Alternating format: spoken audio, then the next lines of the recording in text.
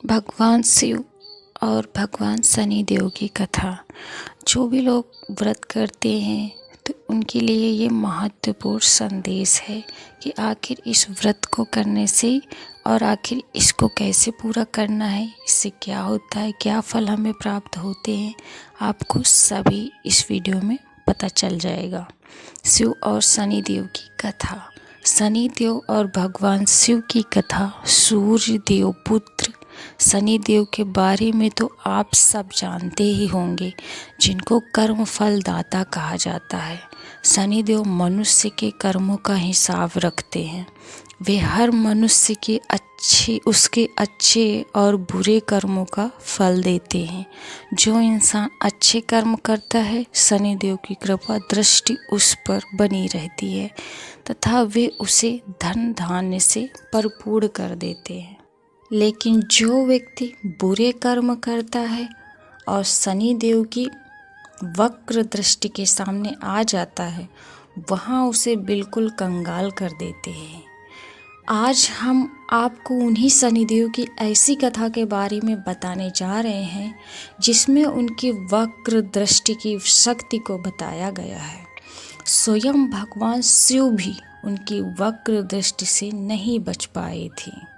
शनिदेव और भगवान शिव की एक कथा स्कंद पुराण में वर्णित है, जिसके अनुसार एक बार शनिदेव कैलाश पर्वत पर पहुंचते हैं और भगवान शिव को प्रणाम करके कहते हैं, हे महादेव, कल से मैं आपकी राशि में प्रवेश करने जा रहा हूँ और मेरी वक्र दृष्टि आप पर कल से रहेगी। हाथी क्यों बने भगवान शिव? शनिदेव की यह बात सुनकर भगवान शिव थोड़े सतर्क होते हुए कहते हैं, हे शनिदेव, कृपया मुझे बताइए कि आपकी वक्र दृष्टि मुझ पर कितने समय तक रहेगी, ताकि मैं आपकी वक्र दृष्टि से बचने का उपाय खोज सकूं। तब शनिदेव कहते हैं कि हे महादेव, यह तो आप भी जानते हैं, मेरी वक्र दृष्टि से आज तक कोई भी नहीं बच पाया है। लेकिन अगर आप जानना चाहते हैं तो मैं बता दूं कि मेरी वक्र दृष्टि आप पर कल 1 प्रहार के लिए रहेगी। यह कहकर शनिदेव वापस चले जाते हैं। उनके जाने के बाद भगवान शिव खुद को शनिदेव के वक्र दृष्टि से बचाने के लिए अगला दिन शुरू होने से पहले ही एक हाथी का रूप धारण कर लेते हैं और पृथ्वी पर जाकर घूमने लगते हैं। पूरा एक दिन व्यतीत हो जाने के बाद भगवान शिव वापस अपने वास्तविक रूप में आ जाते हैं और कैलाश पर्वत की तरफ वापस चले आते हैं। भगवान शिव कैलाश पर आए तब वहाँ पर शनिदेव पहले से ही कैलाश पर पहुंचकर उनका इंतजार कर रहे थे। भगवान शिव को आता देखकर शनिदेव ने उनको प्रणाम किया। उनको देखकर भगवान मुस्कुराए और बोले, हे शनिदेव, देखिए आपकी वक्र दृष्टि का मुझ पर कोई प्रभाव नहीं पड़ा। भगवान शिव गए।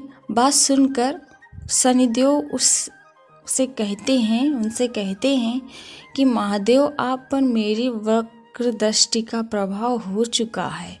शनिदेव महादेव को बताते हैं कि आपको एक दिन देव योनि छोड़कर पशु योनि में रहना पड़ा।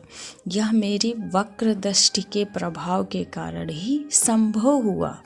शनिदेव की बात सुनकर भगवान शिव समझ जाते हैं कि शनिदेव की वक्र दृष्टि से बच पाना वास्तव में ही किसी के लिए संभव नहीं है। अपनी बात साबित करने पर भगवान शिव शनिदेव से प्रसन्न हो जाते हैं और उनको सभी देवताओं से अधिक शक्तिशाली होने का वरदान देते हैं। और तभी से भगवान शनिदेव की इस तरह से वक्र दृष्टि किसी पर भी पड़ जाती है तो उसे वो कंगाल बनाकर ही रहते हैं। आई होप आप लोगों को मेरी ये वीडियो पसंद आई होगी, तो प्लीज़ मेरे चैनल को सब्सक्राइब करें, वीडियो को लाइक करें और प्यारा सा कमेंट ज़रूर करें। आप लोगों को कैसी वीडियो